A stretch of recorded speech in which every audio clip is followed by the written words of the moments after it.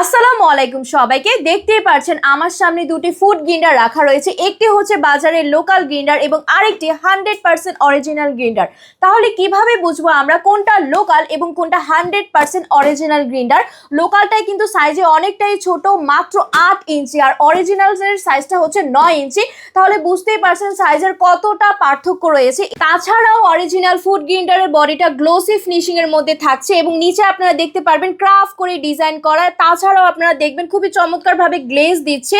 এছাড়াও কিন্তু এখানে চায়না লোগো দেওয়া আছে। এই চায়না লোগোটা দেখে কিন্তু আপনারা বুঝতে পারবেন যে এটাই হচ্ছে একদম 100% অরিজিনাল গ্রিন্ডার। কিন্তু এই লোকালটার ক্ষেত্রে কিন্তু দেখবেন নিচের এই পার্টটা কিন্তু একদম স্ট্রেট করা, তাছাড়াও কিন্তু ম্যাট থাকছে একদম ফ্যাকাশে টাইপের। দেখলেই বুঝতে পারবেন যে এটা একদম লোকাল এবং এখানে কিন্তু কোনো চায়না লোগো দেওয়া নেই। তাছাড়াও এখানে চমৎকার একটা ব্যাপার আছে, এখানে কিন্তু লোকালটার ক্ষেত্রে সুইচ বাটনটা কিন্তু ব্ল্যাক কালার থাকছে, আর অরিজিনালের ক্ষেত্রে কিন্তু সুইচ বাটনটা আমরা হোয়াইট কালার দেখতে পাচ্ছি। সো এখানে কিন্তু হিউজ পরিমাণে ডিফারেন্স রয়েছে। আমরা কিন্তু সুইচ বাটনটা দেখে কিন্তু বুঝবো যে কোনটা লোকাল এবং কোনটা অরিজিনাল। লোকাল গ্রিন্ডারের হ্যান্ডেলের ক্ষেত্রে কিন্তু ক্রাফট করা আমরা দেখতে পাচ্ছি, আর অরিজিনালের ক্ষেত্রে কিন্তু গ্লোসি একটা ভাইবস দেখছি আমরা। এটা কিন্তু একদম সোজা ভাবে থাকবে এই হ্যান্ডেলটা।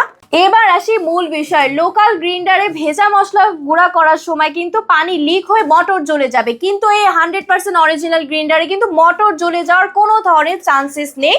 তাহলে এবার আসুন লোকাল এবং 100% অরিজিনালের এক্সপেরিমেন্ট করে দেখাই আপনাদেরকে। ফার্স্টে লোকাল গ্রিন্ডারে আমি পানি ঢেলে নিচ্ছি এবং আপনাদেরকে দেখাবো যে গ্রিন্ডারটা লোকাল হওয়ার কারণে কিন্তু নিচ থেকে পানি পড়ে যাবে, আর অরিজিনালের ক্ষেত্রে কিন্তু পানি ঢালার পরে কিন্তু পানিটা পড়বে না।